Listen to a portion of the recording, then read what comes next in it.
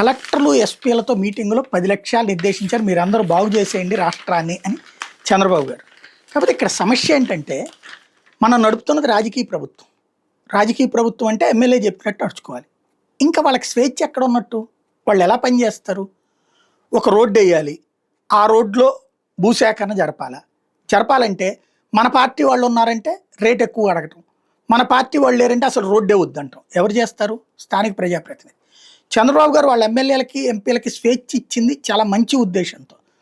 For example ఎవరికైనా problem వస్తుందంటే వీళ్ళు కూర్చోబెట్టి వెంటనే సంబంధిత అధికారితో మాట్లాడితే అధికారి పరిష్కరించేయాలి. కానీ వాళ్ళు ఏం చేస్తున్నారు? ఆ స్వార్థానికి వాడుకుంటున్నారు. బాబు గారు మంచి కోసం చెప్తే వీళ్ళు అది చెడు కోసం వాడుకుంటున్నారు. మద్యం దుకాణాలు, బెల్ట్ షాపులు మా ఏరియాలో ఉంచమని చెప్పి ఏ మహిళ కోరుతుందా? చేపిస్తోంది స్థానిక ప్రజాప్రతినిధులే కదా.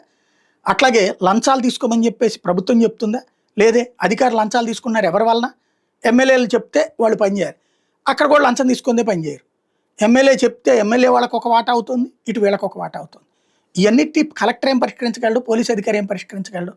వాళ్ళతో 2 రోజుల పాటు సమావేశం జరిపినంత మాత్రాన ప్రజాపాలన జరగాలి అంటే రాజకీయ ప్రజాప్రతినిధుల్లో చిత్తశుద్ధి, నిజాయితీ ఉండాలి, అవినీతి రహితంగా ఉండాలి.